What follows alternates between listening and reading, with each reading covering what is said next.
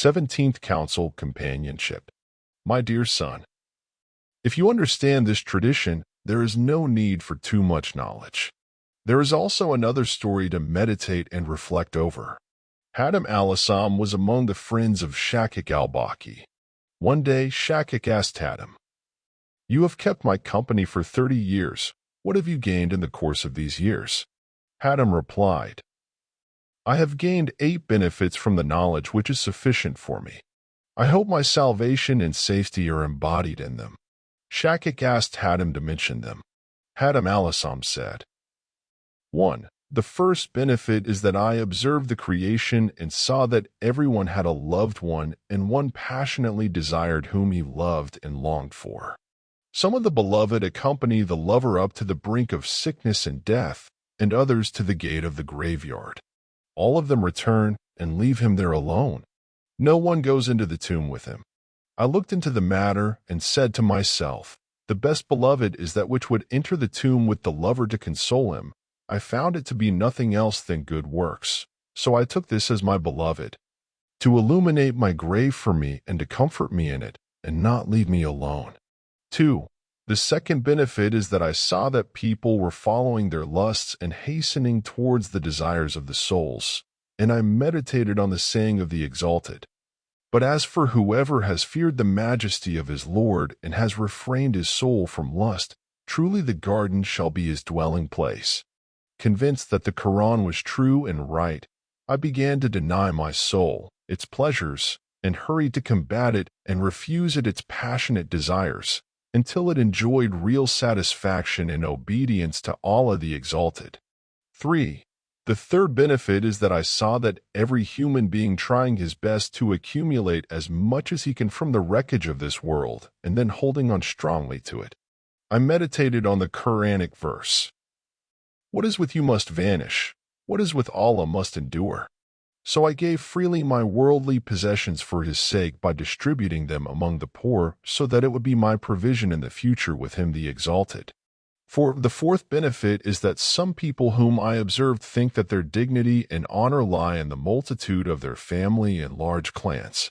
They were fascinated by these things. Others claimed honor and dignity in abundance of wealth and children, and they were proud of it. Some believed honor and power abide in appropriating the wealth of others, doing injustice to them and shedding their blood. Others considered dignity to consist of extravagance and spending wealth in a foolish manner. I meditated upon the saying of the Exalted, "The most honored of you in the sight of Allah is he who is the most righteous of you." I chose righteousness for myself, convinced that the Quran is right and true, and those claims and opinions of the people are all false and temporal. 5. The fifth benefit is that I found the people slandering each other and speaking ill of one another out of envy of fortune, power, and knowledge. I meditated upon the saying of Allah, "It is we who divide their livelihood among them in the life of this world." I realized that the process of dividing livelihood is entirely in the hands of Allah since the beginning of time. Therefore, I never envied anyone and was satisfied with the distribution of Allah the Exalted.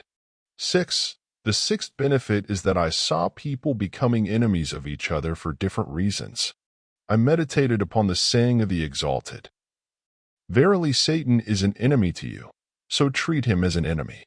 I became aware that enmity with anyone but Satan was not permissible. 7.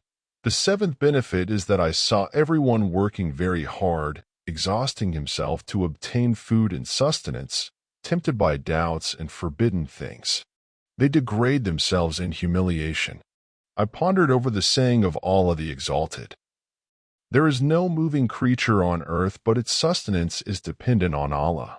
I knew that my livelihood is guaranteed by Allah the Exalted, so I engaged myself in worship and cut off my covetousness of all else, other than He. 8. The eighth benefit is that I saw that everyone relied on some created thing, some on the dinar and dirham, some on wealth and property, some on trade and craft, and some on creatures like themselves. I meditated upon the saying of the Exalted, "And whosoever places his reliance on Allah, sufficient is Allah for him. For Allah will surely accomplish his purpose." Verily, for all things has Allah appointed a due proportion. I therefore placed full trust in Allah the Exalted. He is sufficient for me, and He is the best disposer of affairs." At this point, Shakik said, "May Allah bless you and grant you success. I looked into the Old Testament, the New Testament, the Zabur, and the Quran and have found that the 4 books revolve around these 8 benefits. Whoever works according to them is working according to these 4 books.